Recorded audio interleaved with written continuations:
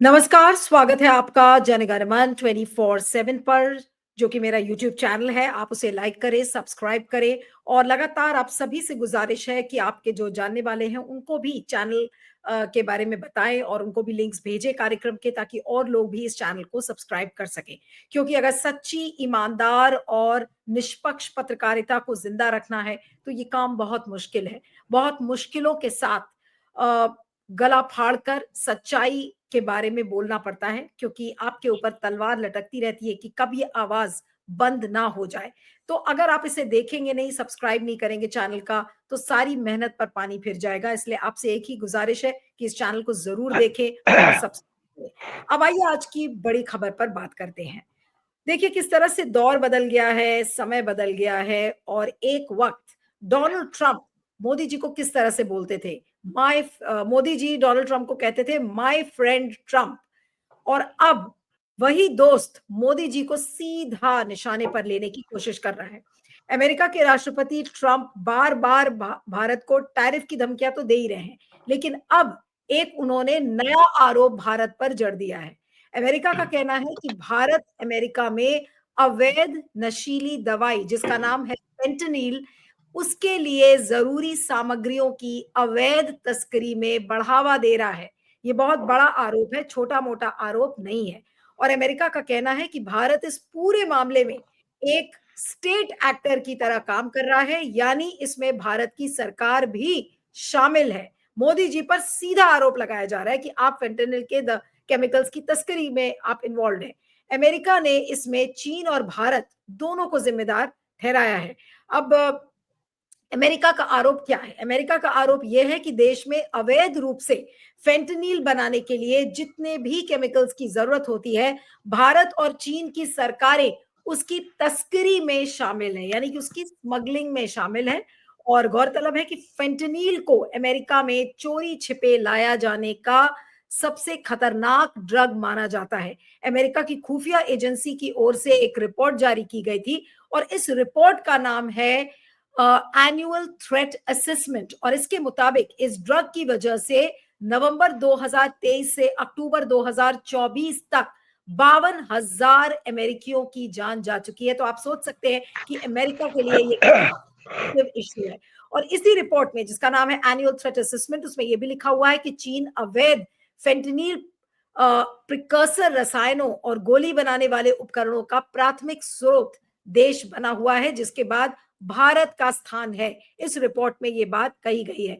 अब लेकिन ये भी देखना चाहिए कि पहली बार ऐसा हुआ है कि अमेरिका ने भारत और चीन दोनों को इस मामले में एक ही कसौटी पर रखा है। ये नहीं कि चीन को रखा है तो उन्होंने भारत को नहीं रखा, दोनों को बराबरी का साझेदार इसमें माना गया है और दोनों ही देशों को अवैध फेंटनिल बनाने के लिए आवश्यक सप्लाई करने वाले देशों में गिना गया है। पिछले साल की रिपोर्ट में भारत को केवल एक मामूली आपूर्तिकर्ता बताया गया था, वहीं चीन को प्राथमिक स्रोत बताया गया था। इस बार मामला बदल गया है। इस बदलाव से यह संकेत मिलता है कि अमेरिका अब भारत की भूमिका पर पहले से ज्यादा गंभीर नजर रख रहा है और ये नई दिल्ली के लिए एक अलग तरह की कूटनीति और आर्थिक चुनौतियां खड़ी कर सकता है। अब मैं टैरिफ में नहीं जा रही हूं, ऑलरेडी टैरिफ को लेकर अनाउंसमेंट हो चुका है कि 25% टैरिफ इंपोर्टेड कार्स पे लगाया जाएगा, उसमें मैं अभी जा ही नहीं रही हूं। लेकिन ये फेंटनिल नाम का कौन सा एक अजगर जिसको कि मोदी जी के गले में लटका दिया गया है, आज इसी को हम समझने की कोशिश करेंगे। हमारे साथ Siddharth Sharma, independent media analyst इस समय जुड़े हुए हैं। सिद्धार्थ, आपका बहुत बहुत स्वागत है, thank you so much for joining. और इसके पहले कि मैं आपसे चर्चा शुरू करूं, मैं चाहती हूं कि आप सुने सभी दर्शक कि ये तुलसी गैबार्ड ने क्या कहा है भारत के इन्वॉल्वमेंट पर, फेंटनिल की तस्करी पर। आइए सुनते हैं। To what extent have we seen other malicious actors worldwide partner with the cartels to infiltrate and target the United States? Related to the production of fentanyl, India is one of those countries that is providing some of those precursor materials as well as equipment. Thank you for being here today. My time. तो ये आपने तुलसी Gabbard को बोलते हुए सुना, अभी हाल में ही आई थी, बहुत अच्छा ये बताया जा रहा था, बड़ी अच्छी मीटिंग हुई उनके साथ और अब देखिए अमेरिका पहुंचने के बाद उन्होंने क्या कहा है और भारत पर किस तरीके के इल्जाम लगाए जा रहे हैं। सिद्धार्थ, इस पूरी कंट्रोवर्सी को आप कैसे देखते हैं? जी। जी, जो तुलसी गबार्ड पिछले हफ्ते भारत आई थी, तो क्योंकि उनके नाम के आगे तुलसी है, तो भारत को लग गया कि शायद उनका कोई भारतीय संबंध है, तो उनको जाते समय इन्होंने विदाई में एक संगम के पानी का एक कलश भी दिया था। वो वहां पर ले जाके भारत को नशीले पदार्थ की तस्करी का आरोप भारत के ऊपर लगा दिए, जो कि सबसे बुरा, मतलब सबसे नीच दर्जे का एक आरोप होता है। हमें पता है कि अमेरिका में कोलंबिया वगैरह जैसे देश हैं जो कि सिर्फ और सिर्फ नशे की तस्करी, ड्रग्स की तस्करी करते हैं। तो ये एक्चुअली इनका अमेरिका इतना बड़ा जो आरोप भारत पर लगा रहा है, उसके पीछे कारण क्या है? वो कारण मैं बता देता हूँ। सबसे पहले तो जो फेंटेनाइल है, ये फेंटेनाइल का मतलब होता है, जैसे हम घर में बुखार होता है तो दवा लेते हैं, उसका नाम होता है क्रोज़िन, लेकिन आप ठीक से देखिए तो उसके अंदर लिखा रहता है कि इसमें पैरासिटामॉल है। आप डोलो 500 भी लेंगे तो उसके अंदर पैरासिटामॉल लिखा रहता है। तो कुछ जो ड्रग्स अलग-अलग नाम से बिकते हैं, उसमें जो कंपोनेंट होता है, मतलब उसके अंदर जो तत्व होता है, उसका नाम होता है फेंटेनाइल। अब जो फेंटेनाइल है, वो बनता कैसे है? फेंटेनाइल बनता है अफ़ीम से।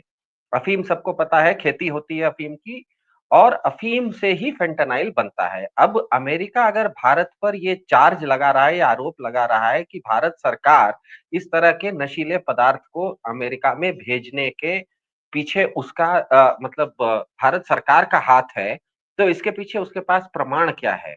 तो प्रमाण उसके पास ये है कि भारत, आश्चर्य होगा जनगण मन के दर्शकों को और मेरे ख्याल से नीलू जी आपको भी, कि भारत सरकार हर साल 60,000 एकड़ में अफीम की खेती करने का लाइसेंस देती है। भारत सरकार देती है, ध्यान में रखिएगा। ये बहुत आश्चर्यजनक है कि भारत सरकार गेहूँ, एक तरफ तो आप किसानों के ऊपर अत्याचार करते हैं, लेकिन भारत सरकार पॉलिसी के तहत नियमित रूप से कानूनन, अपने कानून के अंतर्गत 60,000 एकड़ में अफीम की खेती करने का लाइसेंस देती है, परमिट देती है। और ये परमिट 2024 में 60,000 एकड़ था। 10 साल पहले जिस समय भाजपा सरकार आई थी, उस समय वो 30,000 एकड़ था। इसका मतलब पिछले 10 साल में भाजपा की सरकार में भारत में अफीम की खेती दुगना बढ़ गई है। 2 गुना ज्यादा भारत सरकार अफीम की खेती का परमिट दे रही है। तो समझ में ये नहीं आ रहा है कि जो चीज दुनिया भर में बैंड है, जिस चीज को ड्रग्स माना जाता है, उस चीज का उत्पादन भारत सरकार ज्यादा क्यों कर रही है? सबसे पहले तो ये समझ में नहीं आ रहा है। 10 साल पहले 30,000 एकड़ था, आज वो 60,000 एकड़ में दे रही है। दूसरा, ये ड्रग्स होता क्या है? ड्रग्स होता है, ड्रग का मतलब होता है नशा, नशा का मतलब होता है लत। एक बार अगर किसी को कोई चीज लत लग जाती है तो उसकी बुद्धि चलना बंद हो जाती है, आदमी रोबोट बन जाता है। इसीलिए ड्रग की बीमारी जो होती है, ड्रग का लत जिसे लगता है, उसको कहा जाता है कि वो बीमारी है, कोई व्यक्तिगत दोष नहीं है, क्योंकि आदमी जानकारी में वो काम नहीं कर रहा है। जिस तरह अगर मुझे बीपी हो गया तो मैं उसका दोषी नहीं हूं, मुझे दवा चाहिए, मुझे बीमारी है। तो एक बीमारी है तो वो बीमारी का इलाज होता है। दिक्कत ये है कि ड्रग्स की बीमारी अगर किसी को लग गई तो उसका इलाज बहुत लंबा चलता है, 6-6 महीने तक चलता है और बहुत महंगा भी होता है। इसीलिए ड्रग्स के शुरुआत में तो ड्रग्स जो होता है, क्योंकि ड्रग्स महंगा आता है, तो इसीलिए समाज के जो संभ्रांत वर्ग है उसमें वो फैलता है। लेकिन वो संभ्रांत वर्ग ड्रग्स को खरीदने के लिए अपने ड्राइवरों को, अपने नौकरों को भेजना शुरू करता है, तो धीरे धीरे वो ड्रग्स समाज के नीचे के तबके तक भी आ जाता है। अब अमीर आदमी को अगर ड्रग्स की लत लग गई तो हो सकता है उसके परिवार के पास पैसे हों, उनको 6 महीने के लिए किसी रिहैबिलिटेशन सेंटर में भेज के आप लाखों रुपए खर्च करके उनको ठीक भी कर लीजिए। लेकिन अगर गरीब को वो लत लग गई, तब तो धीरे धीरे उसकी जान ही चली जाएगी। इसीलिए आप देखिएगा पिछले 1 हफ्ते से भारत में पंजाब सरकार ने ड्रग्स के खिलाफ एक बहुत बड़ा अभियान चला के रखा है, जिसमें कि मैं डाटा सर्च कर रहा था, पिछले 2 साल में पंजाब में 500 किलो ड्रग्स की जब्ती हुई है, मतलब 500 किलो ड्रग्स को जब्त किया है। उसकी तुलना आप अमेरिका से कीजिए, अमेरिका में पिछले सिर्फ 1 साल में 1 लाख किलोग्राम ड्रग्स को पकड़ा है। मतलब अमेरिका में 1 साल में 1 लाख किलो ड्रग्स पकड़ाया है। पंजाब में पिछले 2 साल में 500 किलो ड्रग्स पकड़ाया है। और गुजरात में, क्योंकि गुजरात भारत का पोर्ट है, अदानी का पोर्ट है, बहुत सारे पोर्ट है गुजरात में, मैं डेटा सर्च कर रहा था, पिछले 2 साल में गुजरात के पोर्ट में 600 किलोग्राम ड्रग्स की तस्करी के ड्रग्स की जब्ती हुई है। तो हमको एक चीज समझ में नहीं आ रहा है कि जो चीज लेकिन दुनिया क्या अदानी का कोई कनेक्शन तो इससे नहीं निकलता है? क्योंकि आपने अदानी का नाम लिया, अदानी के पोर्ट का नाम लिया, कहीं ऐसा तो नहीं कि अदानी का भी इसमें कहीं ना कहीं कोई डायरेक्ट या इनडायरेक्ट इन्वॉल्वमेंट हो? ये तो किसी का इन्वॉल्वमेंट ड्रग्स में है या नहीं ये तो सरकार को बताना पड़ेगा, लेकिन पोर्ट तो उनका है, उनके पोर्ट से वो ड्रग्स बाहर निकल रहे थे। तो मुझे समझ में नहीं आ रहा है कि भारत सरकार एक तरफ तो नैतिकता का उदाहरण देती है, बड़ी-बड़ी बातें संस्कार की करती है, लेकिन भारत सरकार खुद पिछले 10 साल से 30,000 एकड़ ज्यादा मतलब करीब-करीब दुगना अफीम की खेती बढ़ा क्यों दी है? आप अफीम की खेती बढ़ाएंगे तो अफीम से फेंटेनाइल बनेगा। फेंटेनाइल जब बनेगा तो वो पोर्टों से, बंदरगाहों से इस देश से बाहर जाएगा, और वो जब बाहर जाएगा तो अमेरिका जैसे देशों में, क्योंकि दुनिया का सबसे संभ्रांत देश अमेरिका है, तो उसके सबसे ज्यादा ग्राहक वहां मिलेंगे और वहां पर पकड़ाएंगे। तो वहां की सरकार, अगर आज भारत सरकार भारत से कह रही है कि भारत एक स्टेट एक्टर है, इसका मतलब भारत सरकार इसमें संलिप्त है, तो इसके पीछे ये डाटा है कि भारत सरकार खुद अफीम की खेती को बढ़ावा दे रही है। तो मुझे ये समझ में नहीं आ रहा है कि जो चीज ड्रग्स है, जो चीज लत है, जो चीज नशा है, जिसके कारण लोग मर रहे हैं, पंजाब पंजाब का नाम उड़ता पंजाब नाम की मूवी बनने लग गई है, इतनी बदनामी हो रही है, जो चीज नैतिक रूप से, शारीरिक स्वास्थ्य के रूप से, दुनिया के कानून के रूप से, हर हर हर हर मापदंड पर वो गलत साबित हो चुकी है, उसका उसका क्या कहते हैं, उपयोगिता दुगनी, आप उसकी फसल दुगनी क्यों बढ़ा रहे हैं? सबसे बड़ा सवाल ये है, और मेरे ख्याल से इसीलिए अमेरिका ने जो ये सवाल किया है, उसमें उसने बहुत बहुत सोच समझ के भारत सरकार को संलिप्त है ऐसा बताया है। तो जैसे आपने कहा कि ये एक ऐसा अजगर है जो कि मोदी जी के गले में, भारत के प्रधानमंत्री जी के गले में या भारत सरकार के गले में पड़ गया है, जिससे कि निजात पाना मुश्किल है, क्योंकि ड्रग्स एक ऐसी चीज है जो दुनिया भर में, आप नैतिक रूप से देखिए गलत है, कानूनी रूप से देखिए तो भी गलत है, शारीरिक स्वास्थ्य के रूप से देखिए तो भी गलत है, अंतरराष्ट्रीय कानूनों के हिसाब से देखिए वो भी गलत है, भारत के खुद के कानून में देखिए वो भी गलत है। मतलब एक चीज जो हर मापदंड पर गलत है, उसकी पैदावार बढ़ाने का परमिट भारत सरकार कैसे दे रही है, क्यों दे रही है, ये सवाल तो भारत सरकार को जवाब देना है। क्या अब आपको लगता है कि मोदी जी को अब ट्रंप इसीलिए और भी अब ज्यादा टाइट करेंगे, और ऐसा नहीं है जितना मोदी जी दिखाने की कोशिश कर रहे हैं कि देखिए भारत और अमेरिका में संबंध, या मोदी और डोनाल्ड ट्रंप के संबंध बड़े अच्छे हैं, हालांकि दिखाया कुछ और जा रहा है, लेकिन पर्दे के पीछे कुछ और ही रिश्ते हैं। अगर इस तरीके के आरोप अगर भारत पर लग रहे हैं, तो जो मोदी जी दिखा रहे हैं तो फिर वो तो सच हो नहीं सकता। मैं अभी देख रहा था, एक अभी जनवरी में, इस साल जनवरी में यूएस डिपार्टमेंट ऑफ जस्टिस ने भारत की 2 कंपनियों को, उनके उनके ऊपर आरोप पत्र दाखिल किया है, जिसमें और ये दोनों कंपनियां गुजरात की हैं, और उसमें एक व्यक्ति को उन्होंने अरेस्ट भी कर लिया है न्यूयॉर्क में जनवरी 4 2025 को, जिनके ऊपर करीब करीब 53 साल उनको जेल हो जाएगी अगर वो आरोप साबित हो जाते हैं तो मतलब अमेरिका जो कर रहा है वो ये नहीं कि केवल राजनीतिक रूप से तुलसी गबार्ड जैसे लोग कोई स्टेटमेंट दे रहे हैं, वहां की न्यायपालिका में इसके पास, उनके पास प्रमाण भी हैं, वो केस भी चल रहा है, केस में लोगों का नाम भी आ रहा है, लोगों को अरेस्ट भी किया जा रहा है, लोगों को सजा भी हो रही है। तो मेरे ख्याल से किसी के साथ दोस्ती होना अलग बात है। मेरा किसी के साथ, मेरे पड़ोसी के साथ दोस्ती है, इसका मतलब ये नहीं होता है कि मैं उसके बच्चे को बिगाड़ दूं। दोस्ती होना अपनी जगह पर है, दोस्ती होना अच्छी बात है, मेरा भी पड़ोसी के साथ रिश्ता है, लेकिन मैं पड़ोसी के बच्चे को रोज उसको गलत राह पर भेज के कहूं कि पड़ोसी से मेरी दोस्ती है, तो मुझसे दोस्ती पड़ोसी की बाद में है, अपने बच्चे का हित उसके लिए पहले है। जैसे आपने कहा शुरुआत के स्टेटमेंट में, अगर अमेरिका ने पिछले 1 साल में 53 हजार लोगों को इस फेंटेनाइल के कारण खोया है, तो अमेरिकी नागरिक खोया है, अमेरिका ने अपने बच्चे खोए हैं। तो आदमी अपने बच्चे, मरते हुए बच्चे को बचाएगा या पड़ोसी के साथ दोस्ती को निभाना चाहेगा? तो मेरे ख्याल से हमें मोदी जी को या बीजेपी को इकोसिस्टम को समझ में आना चाहिए कि ट्रंप साहब जो हैं, आप किसी के घर जाइएगा, शिष्टाचार में हर आदमी एक दूसरे को प्रणाम करता है। इस देश में इज्जत देना, एक दूसरे को इज्जत देना परंपरा है। यहाँ पर तो बिस्किट को भी पार्ले जी बोला जाता है, बिस्किट को भी हम लोग जी बोल देते हैं। तो इसीलिए किसी ने हमको जी बोल दिया, इसका मतलब ये नहीं है कि हम जो करेंगे उसको वो मंजूर हो जाएगा। उसके बच्चे मर रहे हैं, 52 हजार लोग उसके अगर मर गए और अगर उसके पास प्रमाण है कि वो मरने वाले फेंटेनाइल के कारण मरे हैं, और फेंटेनाइल अफीम से पैदा होता है और अफीम भारत में पैदा होता है और भारत सरकार अफीम की खेती ज्यादा हो इसके लिए लाइसेंस देती है, तब तो आप स्वाभाविक रूप से इसका जो सोर्स आपने पकड़ लिया, सोर्स पकड़ेंगे तो वो तो टाइट करेगा ही और वाजिब टाइट करेगा। लेकिन सिद्धार्थ, क्या भारत इसका मुंहतोड़ जवाब दे सकता है? ऐसा तो नहीं है ना कि कोई आरोप इतना सीरियसली, वो भी तुलसी गबार्ड जैसा व्यक्ति अगर इस तरीके के आरोप लगा रहा है, तो भारत क्या इसका माकूल जवाब दे पाएगा? ये एक बड़ा सवाल है। और क्या अमेरिका के साथ अपनी जो व्यापारिक और कूटनीतिक नीतियों को बरकरार रख पाएगा? ये दो बड़े अहम सवाल हो गए इस फेंटेनिल के आरोप के बाद। जी, इसमें कोई आरोप नहीं है ना, फिर से मैं कह रहा हूं, यहाँ कोई आरोप नहीं है, उनके पास प्रमाण है, उन्होंने कंपनियों का नाम ले लिया है और कंपनी के डायरेक्टर को उन्होंने गिरफ्तार भी कर लिया है, उसके ऊपर केस चल रहा है न्यूयॉर्क में, तो यहाँ पे कोई आरोप नहीं है। फिर से मैं कह रहा हूं, ये अमेरिकी सरकार का कोई आरोप नहीं है, अमेरिका के न्यायालय में इस पर केस चल रहा है, इसका मतलब उनके पास पर्याप्त प्रमाण मौजूद हैं।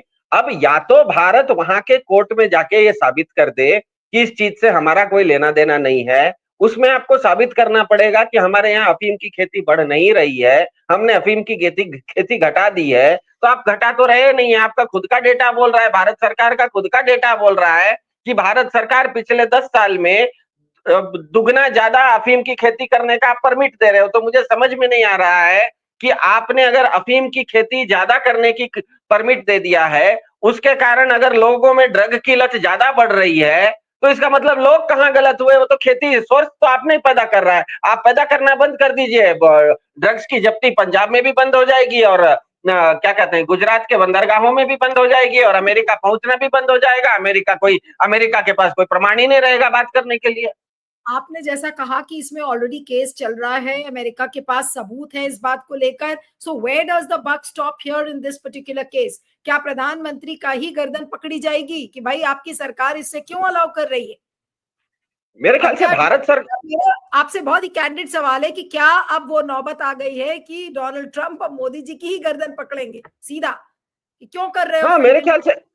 मेरे ख्याल से जिस तरह से तुलसी कबाड़ परसों आई और बड़े प्रेम से सबसे मिलके गई और संगम का उन्होंने कलश भी ले लिया और कलश जाके वहां पर कलश खोल के दिखाया कि इस कलश में हमने संगम का पानी नहीं, हमने तो भारत में कितना फेंटानाइल बनने के लिए अफीम पैदा होती है उसका हमने प्रमाण ले आया, तो आप यहाँ से लेके कुछ और गए और वहां पर आपने कुछ दूसरा दिखा दिया और वो कह रहे हैं कि आप प्रमाण है, तो इसका मतलब ही है कि भारत सरकार के ऊपर ट्रंप सरकार नाम का अजगर भारत सरकार के गर्दन के ऊपर पूरी तरह से शिकंजा कस लिया है।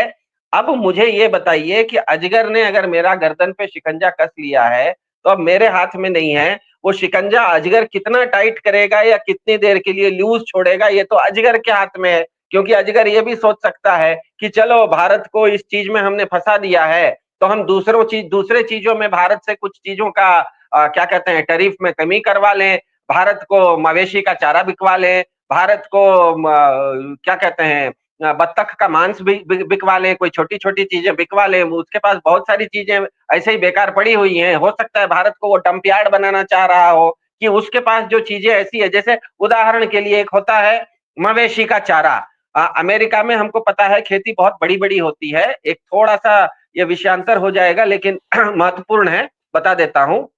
अमेरिका में खेती बड़े स्तर पर होती है, कई साल ऐसा होता है कि अमेरिका के पास जो उत्पादन पिछले साल का है वही उनके मतलब क्या कहते हैं ग्रेनरी में भरा हुआ है, नया अगर उत्पादन होगा नई फसल आएगी तो उनके पास रखने के लिए जगह नहीं होती है, तो वो किसानों को कहते हैं कि एक साल के लिए तुम कोई फसल नहीं लगाओ, उसके बदले जो मुआवजा है हमसे ले लो। तो होता यह है कि एक साल के लिए किसान अमेरिका का एक साल के लिए मान लीजिए उसने फसल नहीं उगाई, उसने वो अपने खेत पर नहीं गया, लेकिन खेत में कोई ना कोई जंगली घास तो उग जाती है, वो तो उसने उगाया नहीं, उसको बोलते हैं अल्फाल्फा है। अब उसके अगले साल जब वो खेती करने जाएगा तो सबसे पहले वो जंगली घास निकालना है उसको, तो भारत को अमेरिका ने ये भी दबाव ले आया है कि उसके यहाँ जो ये जंगली घास होती है जो कि मवेशी भी नहीं खाते बेकार का है, वो भारत को अब आयात निर्यात करेगा, मतलब भारत अमेरिका से मवेशी का चारा खरीदने वाला है। तो मुझे बताइए कोई ना कोई दबाव तो होगा भारत सरकार के ऊपर कि भारत सरकार अमेरिका से मिसाइल के बदले मवेशी का चारा खरीद रहा है। हमको तो लगा था कि आप स्पेस टेक्नोलॉजी खरीदेंगे, आप स्पेस एक्स क्या कहते हैं इलॉन मस्क के साथ बात करके वहां का एक रॉकेट, इतना सारा रॉकेट रोज भेजते हैं, एक आध रॉकेट श्रीहरिकोटा से भिजवाने का कुछ टेक्नोलॉजी लाएंगे। तो आप तो वो टेक्नोलॉजी ला नहीं पा रहे हैं, आप तो मवेशी का चारा ला रहे हैं। इसका मतलब ही है कि अमेरिका भारत के ऊपर, भारत सरकार के ऊपर ट्रंप सरकार का के नाम का अजगर इतना जबरदस्त लपेटे हुए है कि वो उनसे जो चाह रहा है वो करवा रहा है। अब आगे वो क्या करवाएगा, वो फेंटेनाइल के ऊपर ही दबाव आगे बढ़ाएगा या फेंटेनाइल के बहाने दूसरा कहीं दूसरे जगह पर भारत से कोई किसी चीज पर हस्ताक्षर करवा लेगा, ये तो उसके हाथ में है, हमें नहीं पता।